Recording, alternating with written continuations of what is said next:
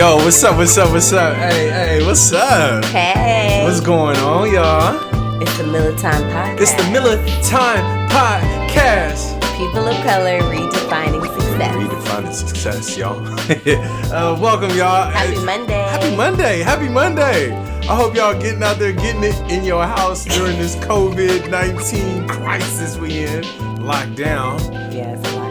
Yeah. That gives you lots of time to listen to the Miller Time Podcast. For sure. Absolutely. You ain't got no excuse now. You should be listening to this whole podcast in one sitting.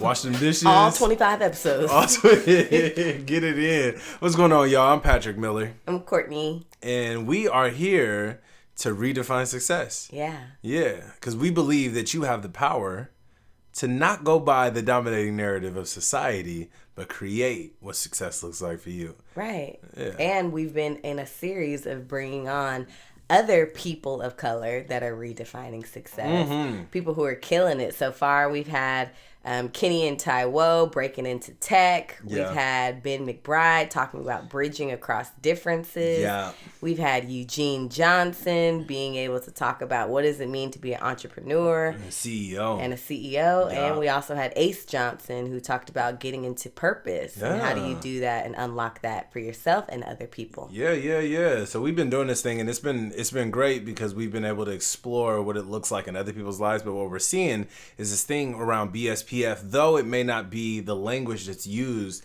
in all these different spaces, but what we really see is this is a framework that people are using to define success for themselves. Brace, right. Are they surrounding themselves around people who are going to help them be supportive to their success? Spark, are they able to identify the beliefs that they need to hold on to and diminish limiting beliefs? Mm-hmm. Purpose, what you do matters. Mm-hmm. How do you identify the work that you're called to do and how that impacts others? Yeah. And then flow, how do you get moving into those skills and developing that confidence you need to be able to keep moving through, and it becomes a cycle. Mm-hmm, you weave in and out. Weaving in and out. Mm-hmm. Weave. Okay. Even with a weave, I don't like Eve. Unless she weaving BSPF. Okay. Then I'm like, all right, Eve. Okay, Eve. Okay. So we are so excited because we have another special guest for you guys today. And this one is special because we have known this person for about almost 13 years now. Yeah. More, right? I became friends with this person 13 years ago. Okay, yeah. All started a snow trip. But we want to welcome the one, the only, Porsche Nicole Kelly, a.k.a. the Poetic Activist. The Poetic Activist. Hashtag handle, our Instagram handle. The Poetic Activist. Welcome, Poo Poo. Thank you for having me. I'm here, man. It's about time. Yeah, we put Pushy on the contingency plan. You said you listen to every episode. In the next we'll bring you week, we're going to bring you on. But it's all good. Sure. Look, we're going to have to make essays for people who want to be on the podcast. Be like, look, fill out this essay. Let us know what you thought about the podcast. We want to know. That's a good plan. Well, Poo Poo, and we affectionately call her Poo Poo, but horrible. For the world that knows you as Porsche Kelly, can you introduce yourself? Tell our listeners who you are. Yeah. Who are you? Who am I? Well, I used to say that I am a poet, spoken word artist, but I don't do that anymore. I'm an artist in pretty much every sense of the word. I love to use art to just express myself, convey messages of faith, hope, love. My biggest goal is to just bridge the gap between faith and social justice, as well as encourage people to tell their stories. That's my biggest thing right now. Wow. And y'all don't know, she is a best-selling author. Okay. Best-selling to me. New York one day. Portia literally, less than 6 months ago, November, launched her first book, Two Kinds of Fire. For those of you that are on our video podcast, you must be two kinds. Seeing me hold up her book, but Two Kinds of Fire is her debut book. Why don't you tell us, what is this book about? This book is about me. It's funny because people have recently been asking me would you write a book like a autobiography or whatever? And I'm like, this book that I just wrote is basically an autobiography in poetry form. So why do you think people like ask that? Why do you think they read this and they say, oh, this is good, now I want an autobiography? Well, Honestly, I know, I'm pretty sure it's because people want the in-depth, like you read a poem and you can get some ideas and tidbits and you learn some things, but to put it just in straight terms, the things that you've gone through, the things that you've experienced, I think people would like to read that and gain more understanding, even for the person who's like, okay, poetry, like, what does that mean? What are these similes and metaphors? You know what I'm saying? Yeah. But just like autobiography is real straightforward, so I can see why people have been asking that. Yeah, definitely. Yeah. I mean, that was something we've been having that conversation. We had that conversation a couple of weeks back about poetry and how people look at poems and they're like, what does it mean? And like the point of the poem is for you to define the meaning yourself. Yeah. And like find it in your own experiences, but like people are like, give me tell the me real. what it means. Tell me the straight. What was you going through? Right. That's right. Specifically what happened. Yeah. Yeah, and I mean, for those, again, who do know Porsche, you know how widely acclaimed she is in terms of all the speaking engagements that she's had. She's been on TED Talk. She's done projects with the U.S. Census. Google. Google. Adobe. Yes. Porsche has been around where she doesn't across the country to different schools. Right. College campuses. She's spoken at many universities. And so we just want you to know how big of a deal we have in our friend. Yeah. And that she is someone that is constantly raising the bar for herself and raising the bar for others. So with her new book that came out, her tagline is Erase Shame, Tell Your Story. Yeah. Why is that important to you? Yeah, so for me, even when it came to poetry, so people always ask me, like, how long you been doing poetry? And now it's been just about almost 5 years. It's like, oh, wow. But I've always written, but people are surprised by that because they're like, oh, my God, it seems like you've been doing it so much longer. And I always tell them, like, I had such a hard time expressing myself outwardly and just dealing with fear in sharing my art, thinking that people would not accept what I had to say, especially being a Black woman, and I'm very straightforward, very cutthroat, blunt. So it's like, oh, here goes another angry Black woman. So I kept stuff to myself. And so then I started doing social justice, and that was like really my focus. Whatever's going out in the world, you're gonna hear a poem from me about it.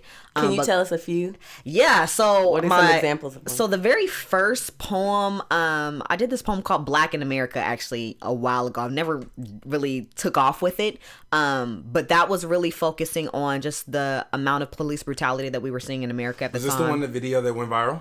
No, this isn't the viral one. This is before the viral. Okay. The viral one, yes, that was 2 years ago. It seems like 2 years ago. 2 years ago. That was 2018. It seems like it's so much longer. So this poem was called "Jokes." I did this just as was a featured artist at one of UC Berkeley's events, and I know it was a fire poem, whatever, but I didn't think it was gonna take off like that. I posted on Facebook, and literally by day 3, I had like hundreds of thousands of likes, comments, shares. I'm like, I had to get off. I remember this one. But the one that I'm talking about is the one where you're wearing a sweater in the hallway or outside of an apartment or something like that. Oh, yes. Modern day lynching. You got levels of viral. You're right. Are you talking about that viral? Right. Okay, yes. You know what? You're right. Okay, so the very first one was Black Girl. And that's dear to my heart. Gotcha. That's when I had hair. But yeah, Black Girl was like, that really defines... I feel like that really defined me as an artist, as a poet, and really set me off because it was me finally expressing how I felt on the inside for so long, being a Black woman, and these shared experiences that many Black women have had as being less than, by being not, like Malcolm X said, the most disrespected, unprotected person in America is the Black woman. And so just addressing some societal issues, addressing the stereotypes associated with that, that got to about like 20,000 views on YouTube. I was like, oh my God, I got 20,000 views. Like, who am I? Yeah. And then Modern Day Lynching came out. That's when I cut off my hair. Baldy. And that was again like just the cry for help, in a sense of just not necessarily just police brutality, but just in general, just the mistreatment of Black bodies in America, and really around the world. And that one got a couple thousand views as well. But yeah, Jokes was the one. Jokes. That one struck a nerve. So Jokes was not just about the police brutality in America, but it was also a contrast to what was going on as far as the mass murders in America as well. And most of those have been by white men. And just the level of, how we see so many black men and women are shot and killed for having cigarettes in their hand and mistaken as a weapon. But you see white men who will come in and clear out a room and so many deaths, but, take him to Burger King after, or, try to take him in without killing him type of thing. And so I wrote that poem because I was so frustrated. Like, mass murders, like every month we're like hearing about something, children and elderly and just people in general just dying at the hands of people who are not held accountable. And so I was like, you know what, like I gotta talk about this. Like, poetry, that's what I use to vent. And I did that piece, and most people were really like, wow, like I would have never thought to come. And I did it. I wanted to do it in a way like, how do I get people's attention? And we like comedy, like we love comedy. We love watching stand up and jokes. And so I was like, you know what? I want to use a lot of sarcasm to, grab people's attention. And a lot of people were like, wow, like you doing this was like crazy. Just even like the way you did it, like even using the sarcasm and comedy. But then you had that 5%. You had that 5% of people who are like, oh, yo, you're racist for speaking about racism. I'm like, all right, cool. That makes perfect sense. Let's talk about that. Let's talk. How can you be racist talking about the system of racism that's oppressing your people? How? Well, what is racism?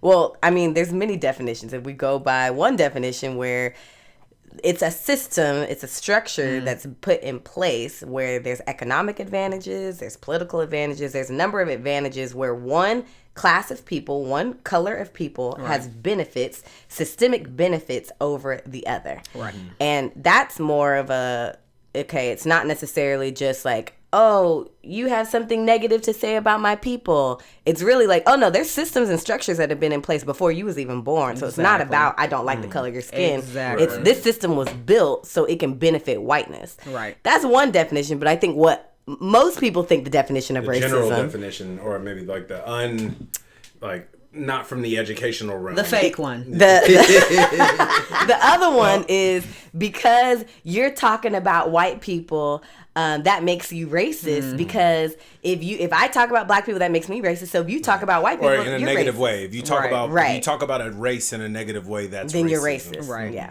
but not really. We don't go with that. Maybe that's prejudice. Yeah, like you have exactly. A prejudice I've been saying this for the longest time. Like, racism and prejudice are two different things. Right. And even like there's even some people of color who don't even understand that concept. Where they're like, oh, like that's racism. It's like, in my opinion.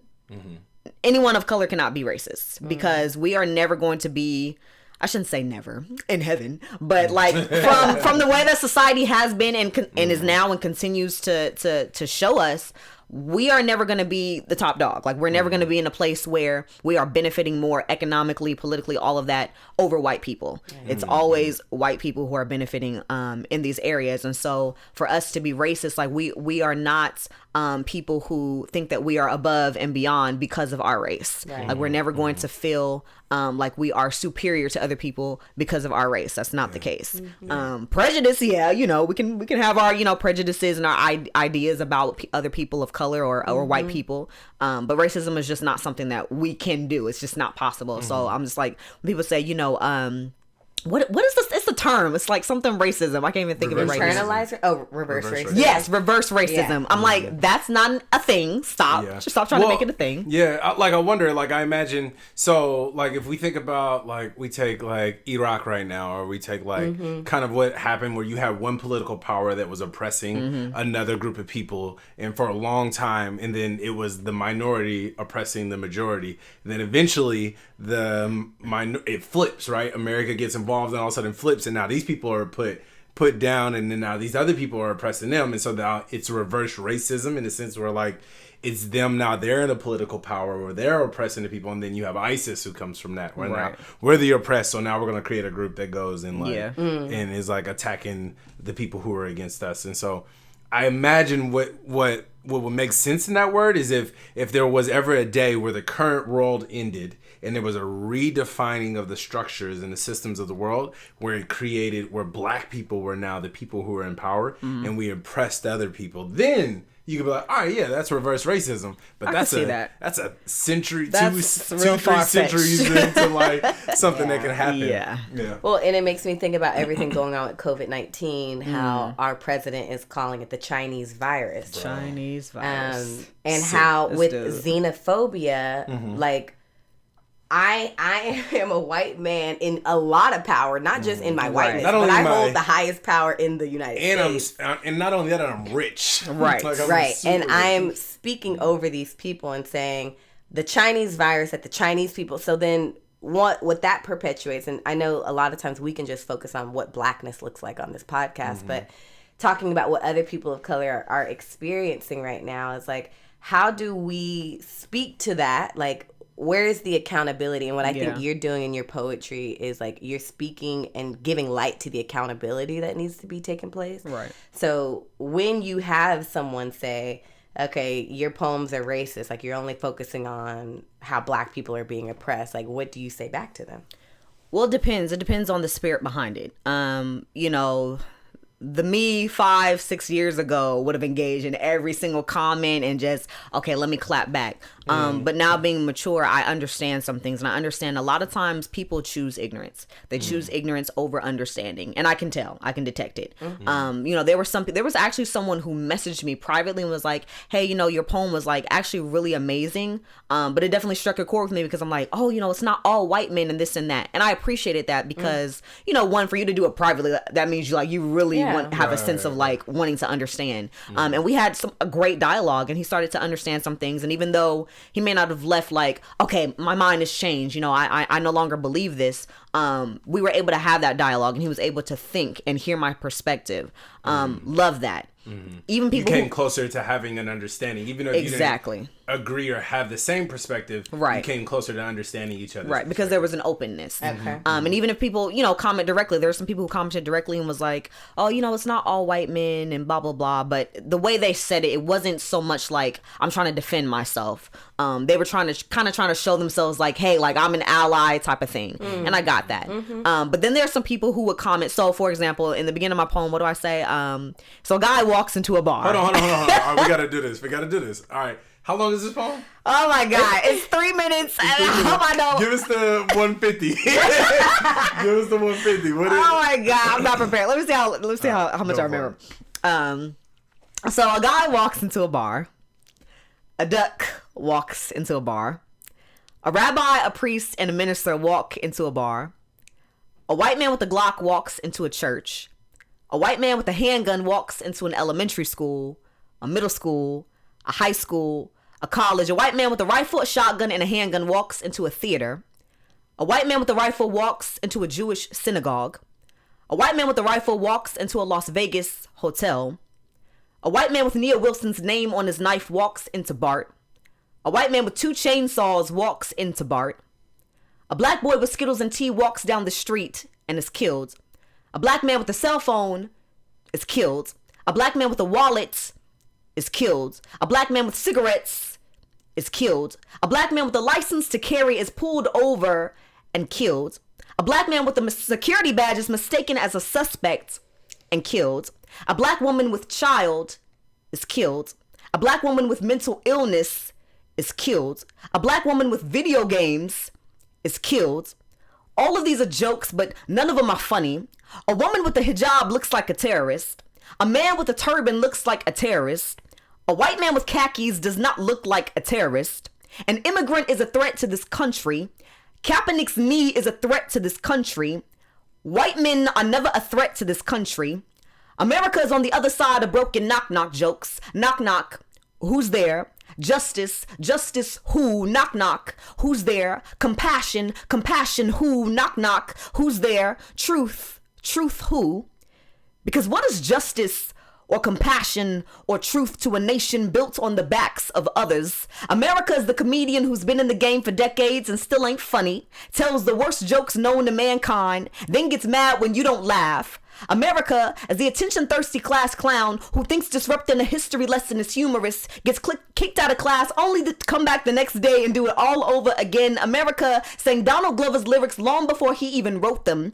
Its version of this is America smiles like a purge mask. America as the perverted uncle who still gets to be a part of the family. See, everybody knows how disgusting he is, but the unaffected don't say nothing. They don't have a heaven or a hell to put you in. They don't have a crown to crown you with. People can't complete you. Only Jesus can. Why would I live for the approval of people who can't complete me? Keep on trying. Live life trying to please people. Keep on dying. Keep on lying.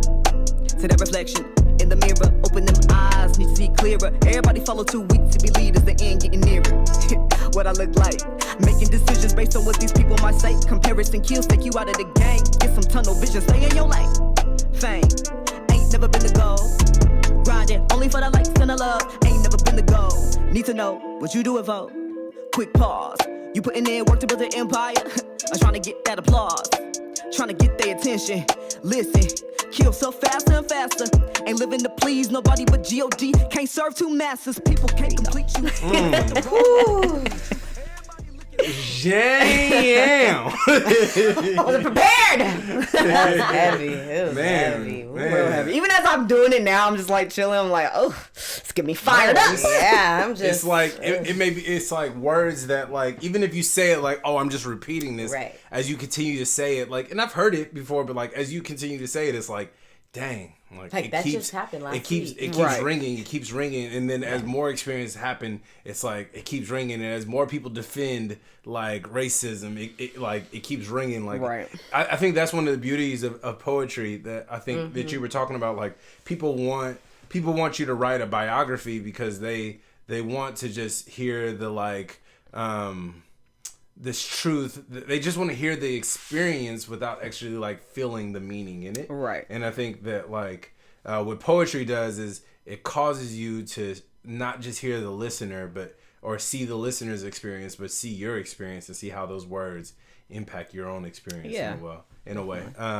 That's a powerful poem. Yeah, I mean, I got one. There's this like, if we want to go into what are things that jumped out at me during this poem. We've been practicing on how to analyze poetry. Okay, I love that. I love that. Well, can I share the poem then? The one. Well, no. It was so this is where one of the poems that I looked at and I was shared with you before. Right. So it's a different poem. Okay. This is by a guy, and I actually got this from the Bible Project because they were going through like how to understand biblical poetry. And there's this dude who does this poem.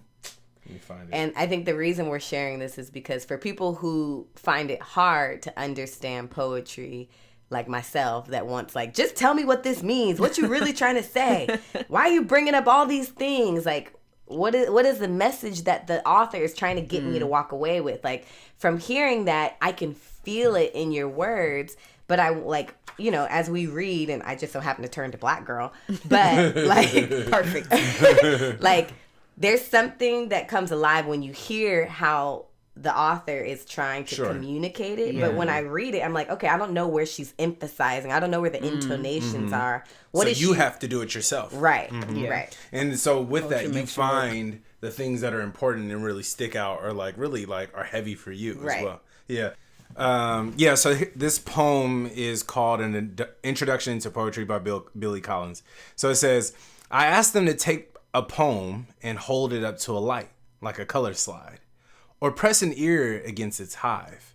I say, drop a mouse into a poem and watch him probe his way out, or walk inside the poem's room and feel the walls for a light switch.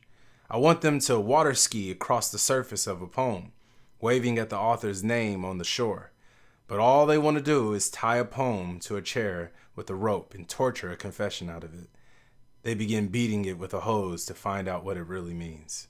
Wow, that's fire. I was like, what is this saying? Right. Oh, I love that. But it's crazy, and it's crazy just kind of how he begins to like approach the poem with like, I asked him to do this. I asked him to hold it up to the light like a color slide. Yeah. Like, when you do that, it's like he's obviously using this metaphor as a way to kind of see that you can see all the colors in the images in poetry, or to put your ear against its hive. You remember what that was, right? Like what the metaphor he was using? Like, listen to what it's saying? Yeah, but put your ear like to a its beehive. hive. Right. So it's like put your ear to a beehive, almost to hear like the energy, or like this violent energy that's kind of in there, but also like it has this like buzz to it. So he does this whole thing where he's like, it's all about like this just experience that doesn't really make sense to poetry, but you know what the sound of a beehive sounds like, right? You know what it looks like for a mouse to kind of like be searching through a maze. You've seen that image before. You understand what water skiing feels like. You understand what like all these different things, like holding up a poem to a color slide might look like, but you don't do that with poetry at all. Right. But it's using this connection to kind of connect those experiences you may have seen or experienced, and be able to like look at poetry that way. And then he says, but then all they want to do is tie it to a chair with a rope. That right there, my kind of poetry. Yeah. So I think that's like the beauty of poetry, is that like what he's saying, in a sense, or what I'm experiencing, is that there's this way that you can experience poetry by like going on the adventure and listening to it in a way that doesn't have specific like results or answers, but it allows you to have this experience that when you put your ear to a beehive, you know that you're going to hear some buzzing, and you know you might get stung, you know you might be hurt, or you might have a good story to be able to pull from it, right? Poetry, I just want to say like so I've always thought about like poetry versus music, right? And so like even for myself as an artist, one of the biggest frustrations in being a poet is the worth that the world puts on you. I've had so many times where I'm like, yo, this, what you're trying to pay me for my poetry is not enough, you know? And people don't really grasp that, where they're like, they'd be more apt to pay a singer or a musician way more money than they would ever think to pay a poet. And my frustration with that is because they don't understand the depth of poetry. And for people who like are like, you know, I've met a couple people recently who are like, oh, I don't really read poetry. I'm not really into poetry. Poetry takes work. Yeah, sure. It takes work to write, and it takes work to read. And the people who don't really care to get into the meaning, like you said, like they just want to just confess what you mean. Like, just tell me what you mean. What are all these metaphors? People don't want to do the work. But that's the beauty of poetry, is that it makes you work. It makes you think. It challenges your thought process. And so, you know, most people, I just want to listen to a song. I know what the song's about, and like, cool, great. But even like the greatest of songs, when you listen to like some lyrics where it's like, what are they trying to say? It's these like hidden meanings and hidden messages. Like even like Jesus with like parables, you know, like the beauty of it is you having to sit there and really figure out like, what is this speaking to me? Not just in general, but even in this time, in this moment. So like that poem is just like, I mean, it's scientific. It's adult learning. Like for adults, we don't learn best by people telling us. We learn by going on the adventure and defining it and finding it for ourselves. And so poetry is really like some of the best adult type of learning, I think. And my last question about poetry before we transition into your other artistry is, for people that are interested in how do you produce this work? Like, you talk about the work. What's your process? What does it look like for you to be in a space of creating a poem, especially something that's so alive, like something that literally happened last week? Like, what kind of space do you get into? What is your work method? What do you do? People ask me that all the time. I'm like, I'll be all over the place, because in some instances, I mean, I'm passionate about pretty much everything that I write. There's some instances where like I'm so passionate about something, like jokes. That took me no time to write, because I was just like, I'm sick of it. What's no time? No time, I'd say like 20 minutes. Wow. Okay.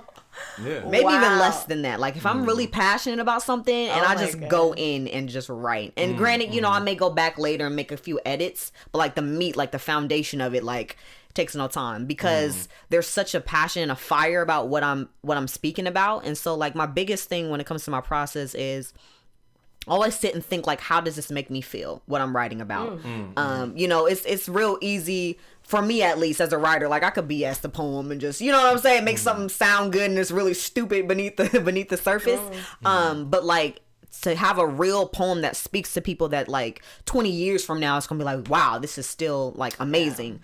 Like it's thinking about, how do I feel in this moment, and then how did I feel in the moment? Like, even if I'm writing a poem about my past, like where was I mentally in that moment, with whatever I'm talking about. And so poetry is feeling. Like, you have to allow yourself to feel, and that's like one of the reasons why, like, even like I said, starting out social justice and then having to get into the story of my life and sharing that. Once you start to write things down and put it into poetry and in art form, it becomes more real to me. So like, there's some things that it took me so long to even write about, like, abuse and breakups and things like that. I didn't write about some of that stuff until years later, because I knew, like, writing it down means that I have to address how I feel. So like, expression and creativity, like real creativity, like, you're gonna see people's feelings. You're gonna feel the poem. Yeah. So your a lot of your process is really like even being able to find healing for yourself. Exactly. And, like, the experiences that you go through. Yes. So you allow yourself to feel maybe some of the hurt that you felt, and though you may do it in a way that allows other people to see, but you have to come to terms with really what you're experiencing, what you experience, and how you feel, and everything, to be able to even produce something like poetry. You got to be comfortable going back to that place, and it's not staying in it, like, having to break up 5 years ago. If I had to write another poem about it, whatever, I'm over it. But like, go back to that space, like, dang, I remember how this felt in that moment, and using that.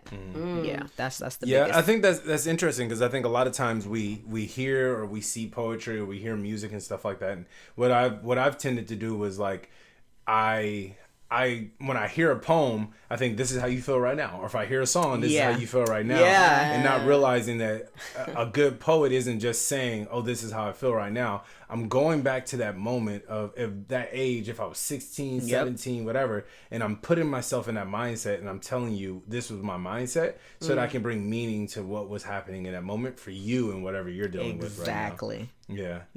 That's one of the reasons why, even like when it came to like writing stuff, I'm like, I want to write about this because I want nobody thinking like this is where I am. And of course, like, I'm writing in present tense, like, I feel blah blah blah blah blah. I'm like, I feel that way. I am great. I love God and I'm walking on sunshine. But I have to take you back to that place so that you can really feel the essence of what was going on. Yeah, I think a lot of times we can hear an artist and we think, oh, they must still be hurt because they're still talking about it, or they must still be doing it. But like, it's not.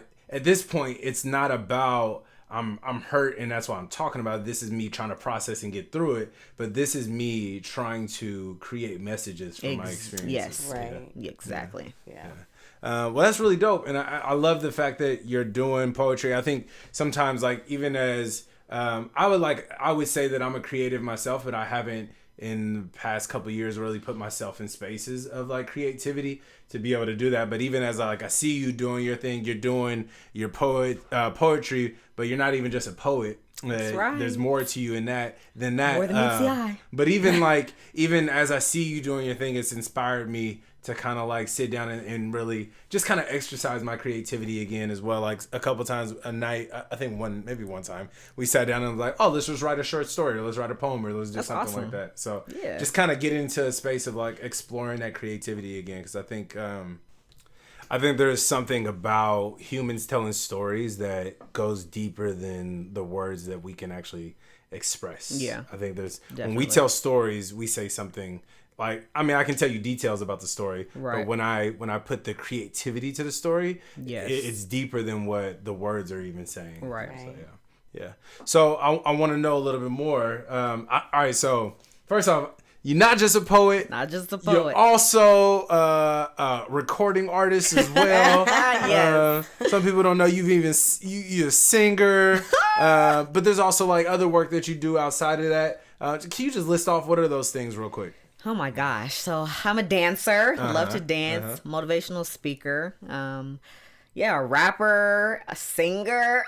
I'm a musician. I haven't picked up an instrument in a while, but I play piano and violin. Pooch used to play the piano, play the keys back in the days. I remember that. Yes, back in the day, orchestra. Like my first love was actually music. So I picked up poetry at a young age as well, but like music was my first love. Yeah. Definitely. So how did you start? Because when we started off, you said, I don't like to call myself a poet anymore. Like, I'm an artist. how did you start branching off from we just see Poochie as the poet to know there's other things that I'm actually branching into? Yeah. So, one, like, God has always spoken to me just about the things that he's put inside of me, and so poetry is a big part of that, but like I said, like even music and dance, and just speaking, and so I got to this place where I was seeing so many of my peers and other people like just doing it, as far as like music, singing, rapping, all this stuff, and I'm like, yo, I want to do this. Like, I remember in middle school just writing raps with my friends. And, back in my mind, I'm like, y'all raps is whack, but mine's fire. I'm like, I can really go somewhere with this. And so, like, just having songs. Like, I would write songs and just do nothing with them. Like, I have so many songs written in Google Docs. It's not even funny.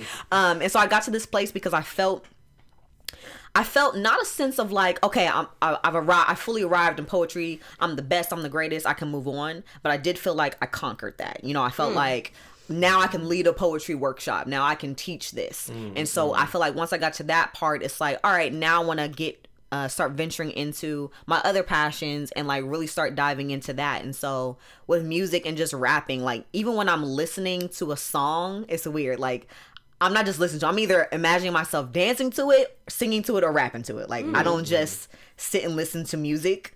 I'm just always working in my mind. So rap, like, I love rap. And it sucks because, like, most of my friends, most of my friends are R&B and like singing lovers. I'm like the only girl around really in my circle that likes rap. Like, my guy friends do. So I'm like, all right, if I went like, even like me and Patrick used to vibe off like Kendrick Lamar and stuff like that. I'm like, none of my girlfriends love rap. I'm like the only one. And I just had this really big frustration with the rap world when it came to like women. Because I'm like, I just feel like women rappers are hecka whack. I just feel like there's just this kind of stereotypical stigma that, you got to talk about sex and you got sex sales and you just have to be a certain way. But I'm like, we're like the female like lyricists and like, like all the lyricists we talk about are men. And so I'm like, you know what? Like, I'm trying to rap. I'm not saying I'm the best, but I'm pretty gosh darn good. So yeah. Yeah. I mean, when I think about rap, the reason I don't like most rap, and it isn't till recently that I start like Chance the Rapper, Kendrick Lamar, is because how degrading it is of women. Yeah. And how rap, I'm not saying it was founded on sex, but a lot of when I think about like Tupac and Biggie and all these people that are starting coming out, the number one thing I think about is either guns, sex, money, mama. Sex, money, murder. Yeah. And so I'm like, how does that speak to me? And if it's like, when I think about music, I listen to lyrics. I don't listen to beat. I listen to lyrics. So the message that you're communicating about what my worth is as a woman is just my pee. Your pee? I'm like, what? What is your pee? Not urine, but y'all know. Let's get real on this thing. How do you as a woman enter into this world where it has been male dominated to change the narrative of what a woman's worth is? Yeah.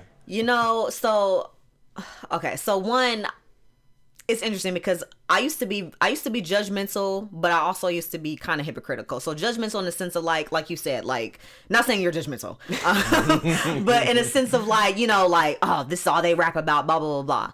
Then there was the other part of me where I'm like, I'm vibing to the song, you know what I'm saying? Like, tootin' and bootin' and all that, you know what I'm saying? Hey, I'm just being honest, y'all. I love Jesus. Tootin' and bootin'. And just like, vibing to these songs is literally just dogging women. But even like when it comes to like Tupac and Biggie, like, yes, they have songs where it's just like, hold this, be that, and yada yada yada.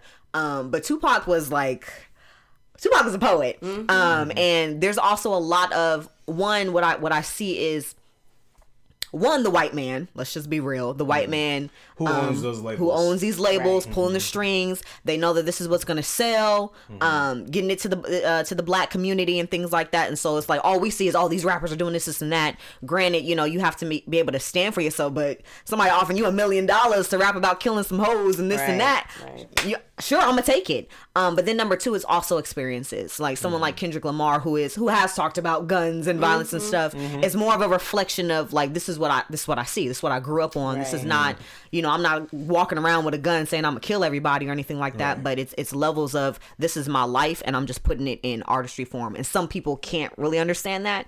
It takes time. Yeah. But yeah. So as far as a woman coming in on that, like, you have somebody, I don't know if you guys know who Rhapsody is. Yeah. Love her. Like she can actually rap, for one, and two, just the stuff she talks about, and it's real. And I just feel like you just got to do it. I'm not saying I'm trying to take over the world or anything like that, but like, I want to start breaking into that realm so that we can show, like, women don't have to rap a certain way. Like, we have our Trinas and our Lil Kims and there's what I'm saying, and our Nicki Minaj's, and there's some songs that I do like and stuff, but there's the same type of narrative. If you look at all of them, it's just this kind of, even to me, just a kind of self-degrading thing. And I, in 2020, we're like, women can do what they want. This is my body. Do you, like, whatever. But in my opinion, you know what I'm saying? I feel like there's more to us than that. And so I want to rap about my life experiences. I want to, like, get out there and talk about the issues that are going on, or talk about my own personal life. And I feel like just doing it, and not being fearful either. Not being fearful of not being accepted or approved of. And that's something that I've struggled with a lot. Which is why, like, my first song, R.I.P., I'm like, you know what? Like, I got to start R.I.P.ing some mentalities that I've had in perpetuating the need for approval or the need for acceptance from anybody. So, yeah. Yeah. Well, we're about to insert R.I.P. right here. Yeah. Go ahead and listen to that.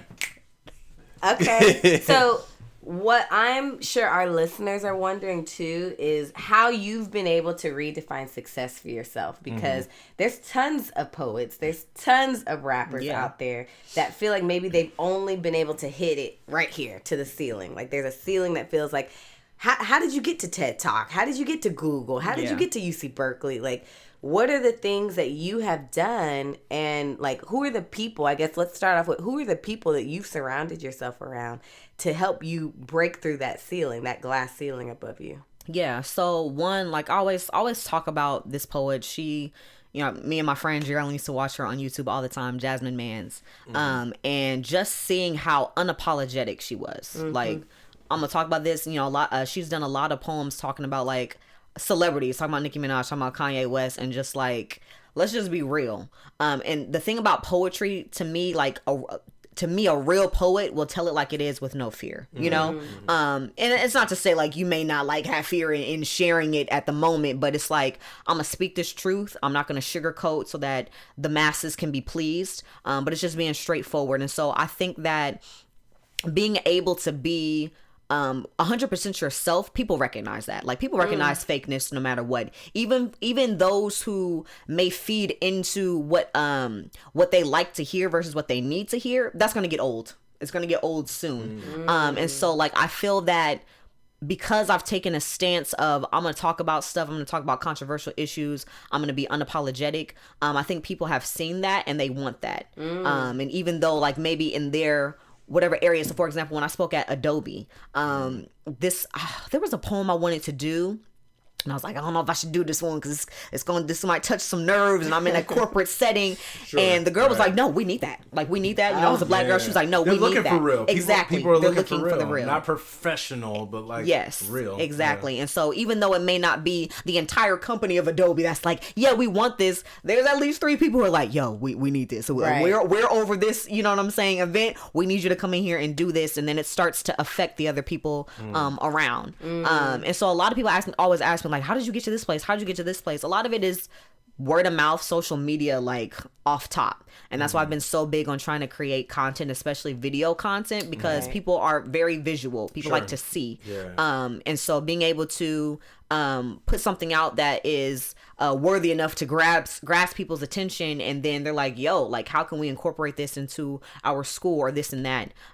People want the real. And so I've been able to create this, not necessarily create, but just be myself, just be myself, and be able to have people want that, want the real to come to wherever it is that they are, whether it be a conference, whether it be an open mic or whatever, and just to kind of change the narrative, of just needing to go mainstream and just go with what everybody else is doing. Like, we need that fire that's going to come and interrupt and like get people's attention, get like light a fire up under their behind. Yeah. So I love what you're saying, because I think a lot of times the goal, if I'm an artist, if I'm a rapper, if I'm a singer, if I'm a instrumentalist, whatever, like the focus is always like, how do I get famous? How do I get popularity? How do I like, how do I, just make this my job? And I think there's not a lot of people who are just focused on creating an impact. And I think that's something that I think really is what leads people, I think, to the fame. Even if you're not in this moment being recognized as a great artist, but I think your words and your like what you're saying is being left behind for people to be able to explore later that they may not get right now. Like, I think like what you were talking about, like I was having a conversation with like some younger people at like one of my old jobs, and I remember we were having a conversation about music, and they were like talking about, I was like, oh yeah, like who do you guys like as artists? Yeah. And like all the artists they named were the people who were talking about sex, money, or murder. It's like those, like, and like just terrible artists. I'm like, terrible. Yo, like, no, what? Oh my god. You like this artist? No way. I'm like Lil Yachty. I'm like, come on. Why? Really? Really? You like Lil Yachty? Oh, and they're like, look, his music is good. He made good music. I'm like, all right. So what about, maybe like somebody like Kendrick Lamar? Nah, what he be even talking about? He don't even be talking about. And that right there. But, oh my gosh. And it's like, if you're not, or I remember when J. Cole came out with the album that he made for his wife, but it was like from the perspective of her father, and like going through this whole thing talking about like, I want to treat you good. I want to fold clothes for you. I'm gonna eat almond milk. Yeah, we working there. Thank you for the inspiration, Joey Cole. We gonna get there. But like, he is talking about that music, and nobody could like really vibe with it. Nobody, like, at least the young people were like, I'm not feeling that. Like, I'm not feeling it. Like, what are you talking about? Folding clothes? It's not instant gratification. Right. It doesn't feel good. It doesn't, like, in the words of Kendrick Lamar, it doesn't speak to our DNA. Right. Of our DNA is sex, money, or murder. Like, how do we get to this place where we're feeling good about like all of these things that we know go against the way we should be? Yeah. But it feels good. Instead, we don't want to listen to that. Right. I want to listen to somebody who's gonna talk about popping pills, and doing Molly and stuff like that. I think that there aren't enough people who don't care about the popularity. Yeah. And are just like, I want to get the message out. Like, I just want to say something, and I want to put it in a way that is going to stick with you for generations. But we rather listen to somebody who's just be like, yeah, I'm having sex with all these women. Mm-hmm. I'm killing all these people, whatever. Yeah. Horrible. Yeah. So what Courtney was talking about was just like your brace, recognizing that there aren't enough people. Is there somebody who, because I think there's this interesting thing about brace is that a lot of times it's great when you have the community around you and the people you can like surround yourself with. Yeah. But I heard you saying like someone like Rhapsody, who obviously like in this time isn't in your circle, but Rhapsody, we're gonna be friends. Hit her up on Instagram, the Poetic Activist. But like, you don't have those type of people in your circle right now. Right. So how you begin to surround yourself is by what we have right now available to us is that you can listen to their music. You can, you know what I mean? You can listen to their podcasts. You can do all those different things. And I think that's an interesting like mindset that I think a lot of people don't have, is like, if I don't have anybody around me that's doing well, they're doing supportive, then that's just it. You know what it is. But how do you, even when you don't have the people around you in your space who listen to rap or are doing the things that you're doing, how do you still continue to surround yourself with the people that are doing what you want to do? Wow, that's a good question. Yeah, like you said, like off the top of my head, I can probably name one person, Ryan Nicole. She's just fire in every sense of the word, but she's a rapper from the Bay, from Oakland. And just like being able to just, like, you got to research at the end of the day, like looking into stuff. Like you said, like a lot of times, like the way you get to the place where you want to be is surrounding yourself with the people who are already doing it. Right. You got to find them, you know, and it's easy to say there ain't nobody around, but if you look good enough, you know what I'm saying? Like, I know one person, I'm sure maybe I could find 2, maybe 3 more, but it's really about searching and looking. And then even with that, it's not allowing yourself to get discouraged. So for example, like even for me, as a Black woman who is an artist in every sense of the word, but is also a Christian, there's some things that I haven't been able to find where I'm like, okay, I want to find a Black female Christian artist who is doing this so that I can see how to do it. Can't find it.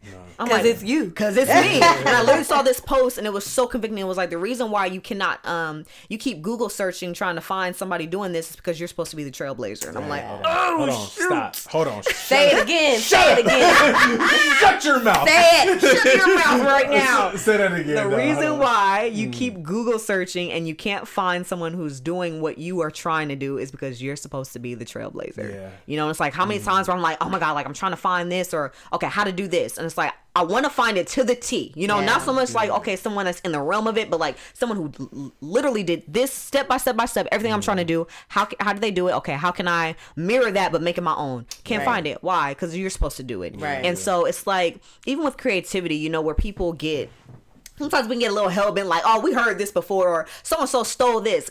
Creativity is like ever evolving, but it always started from somewhere else. You know what I'm saying? You got your Chris Brown. He got a lot of his stuff from Michael Jackson. You know what I'm saying? It's not to say that he's not creative, but creativity is always recreating what somebody else did. Recreating. And at the end of the day, we all recreating what God, you know what I'm saying? God created in the first Copy and God. Copy and paste and just make some edits. But yeah, so it's like understanding that I'm going to have to do a lot of work to create from the ground up, and there's nothing wrong with that, you know, like yes, surround yourself with people, do the work, research, try to find people who are in your lane, but understand that no one is going to be in your exact lane. It's just not possible. God created us all differently with different talents and different mindsets and different goals, you know what I'm saying? Like even if we all like I said, like even if we're all let's say three poets, they all could be in the same vein of like social justice, telling your story, but it's all going to look different because of who they are. And so for me, it's like not getting discouraged that I can't find these people,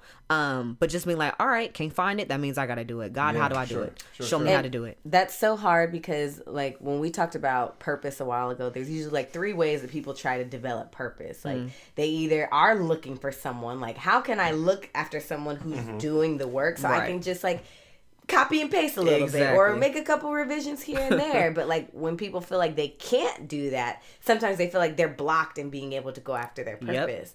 And so I know for myself, I felt that way with being like a Christian Black psychologist. Like, what does that look like? Oh, there's no people out there. I got to figure it out. And of course there are people, but you feel like what I hear you saying is like, there is no one that has the exact blueprint, the exact goal, the exact path that you're meant to walk down. And so sometimes if we allow our purpose to be blocked because there's no one out there that seems like they're doing what we're doing, then it just ends there. But it seems like what you've been able to do is maybe there are little things and nuggets that you've been able to see from like Jasmine Mans and from other people, but still it's not you. So you still have to add a little bit of oomph and some sprinkles and some cherries on top. To make whipped cream. To make you walk into your purpose. Otherwise you're trying to hijack somebody else's purpose.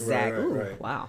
Yeah, I think it's so dope, and I think a lot of what our listeners could even take from this is like, and I think a lot of times artistry is really easy to kind of look at, to kind of see a mold, because it's so unique in a way that you can kind of look at how people are doing things. You can measure, you can look at an artist and say, oh, I see a little bit of this other artist. I can see Michael Jackson and Chris Brown. And so I think we can really look at what you're trying to do in your work and really see that, like, as an artist, as a poet, a rapper, a dancer, even just like as a Christian and as a Black woman, like how you're taking all of these experiences and you're learning how to kind of bring together something that speaks to those specific people. And like Courtney said, and you said, like, if you don't see it, if you're looking for it and you don't see it, that means you have the opportunity to create it. And so, like, for even like our listeners, that if you're out there and you're looking for a video game, a book, a movie, a business or whatever, like if you don't see it, then you have the opportunity to create it. To go out and create it and be that person who really pioneers that thing. But also there's this sense of like, we need to like realize that we are different people no matter what. Like nobody is going to be the same. Everybody's going to have we're going to have similarities, but we're always going to have differences. And so your work, your artistry, your music, whatever you're doing should always have a taste of who you are. Exactly. Your flow. Yeah, for sure. It should be your flow. And like, oh man, we got a podcast, and I really hope we can like figure out how to do it again, because a good friend of ours who owns a restaurant in Oakland, Alamar, he was sharing about how, man, it's so good, his food. But he was sharing about how he came in and he was like, I want to be the best and be the fanciest restaurant. And he came and he's got that skill. In New York, he was able to do that. And he like came in with the best, fanciest restaurant, and nobody was really messing with him like that. At least, like not he the was saying, community not the wanted. community he wanted, the black folk he wanted. But it wasn't until he was like, let me just be me. Yeah. Let me get some Dominican like swag in there. Let me throw a little bit of this in. Let me do what my grandma taught me and all this other stuff. Then all of a sudden he started having the community he wanted. And all of a sudden now he became super popular because of that. And so like what you're saying is like, we don't have to be, it's like the focus isn't about being the best artist, but being you and speaking the message and being able to bring the message that you feel is important to bring to the world. Absolutely. Yeah. And I think it's so hard to sometimes access authenticity when everything around you feels like, oh, well, they've achieved success this way, I got to copy that. They've done it this way, I got to copy that. Like, how do I pick in these little gems off of everybody to make success for myself? But it seems like yes, you are able to do that to some capacity, but then there is another part where for you, there was no one that was doing the exact work of what you were doing. There was no one that was telling these kind of stories. And maybe it was in a different way or in a different kind of theme or field. But being okay knowing that you're able to pave the path for now other people to tell their story, which is what you're all about. Exactly. And so for our listeners, we always like to leave with some kind of challenge or a reflection or something that, like wisdom that you want to leave them. And maybe this is for creatives and non-creatives, like how you've been able to redefine what success means to you. How would you share what that looks like and what that could, I guess, create for other people? Yeah. One, I would say there's not a one size fits all way to success. I think that's the number one mistake. You know, there's so many like 10 ways to do this and read this book and this and that. And I'm not knocking that. You know what I'm saying? Like people want to share how they succeeded in something. All right, cool. If you're looking to do this, this is how I did it. This is all you've got to do. But again, like we've been talking about, it's not going to look the same for everybody. You're not going to want the exact same wants, goals, desires as someone else. And granted, you're not built the exact same way, so it may not work for you. The only thing that will work one size fits all is the Bible. Amen, sister. That's the only book. But I would say one, like, you gotta write down your goals. Like, I'm serious. And people be like, oh, I'm not a writer, this and that. It's not about that. Like, again, like I'm a Christian, so I'm always going to go off the Bible. Write the vision down and make it plain. You got to write it out. There's a reason why writing things down just helps, because it makes it more real. God knew this.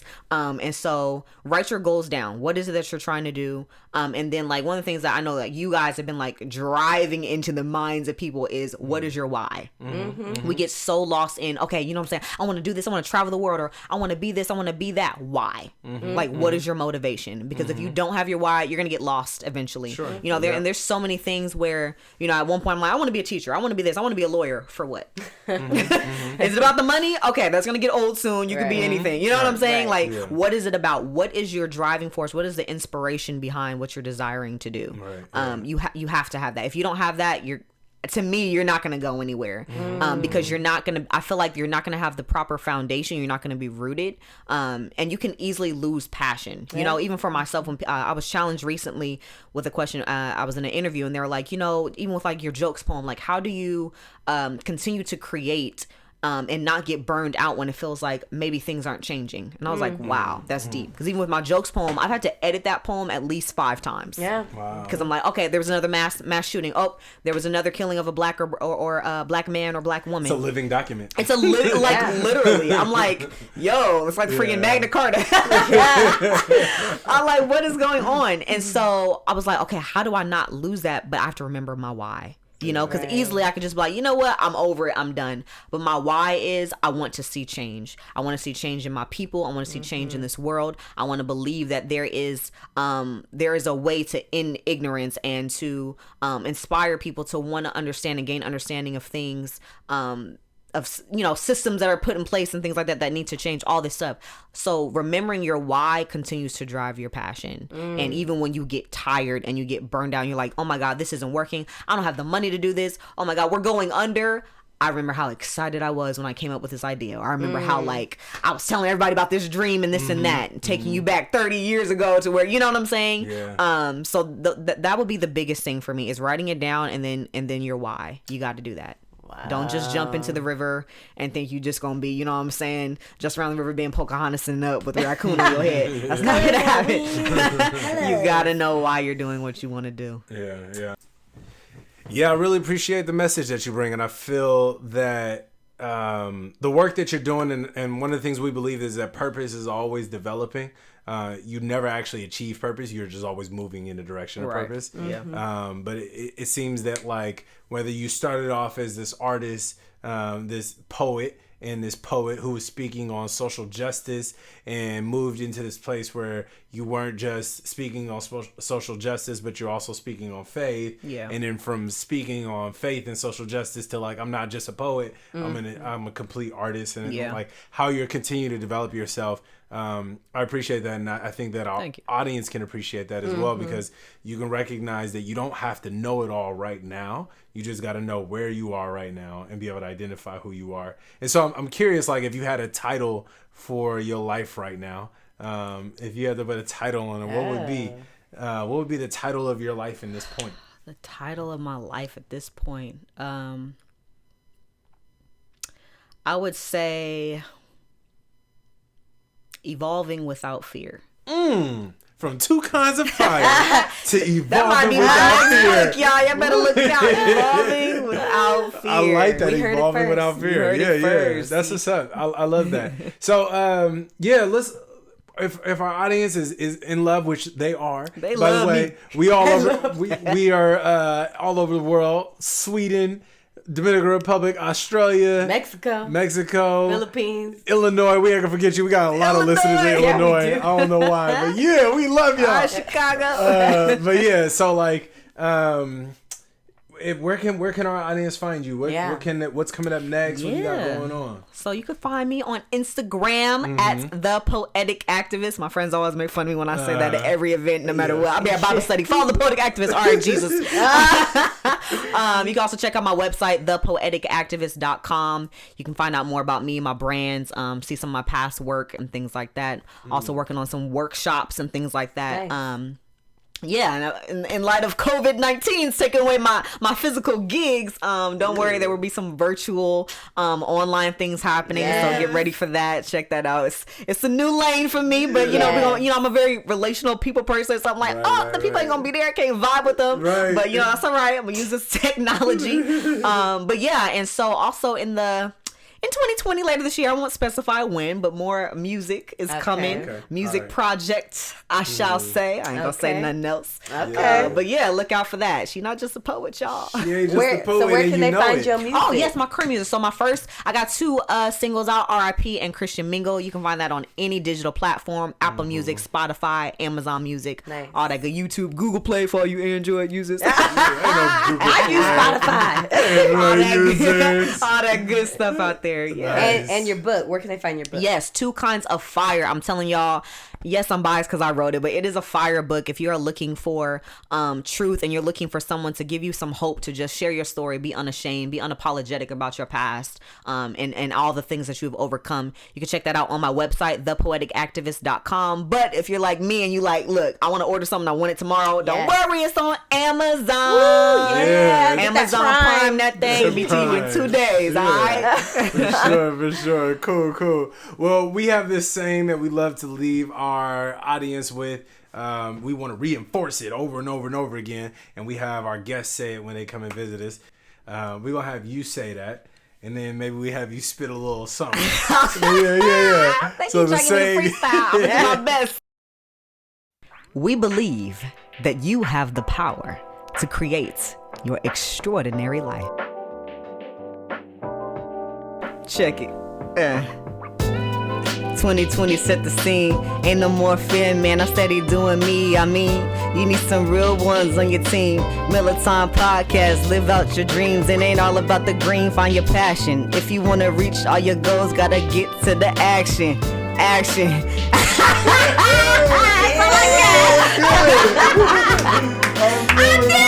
He did it! All right, Sean. We out. That was good.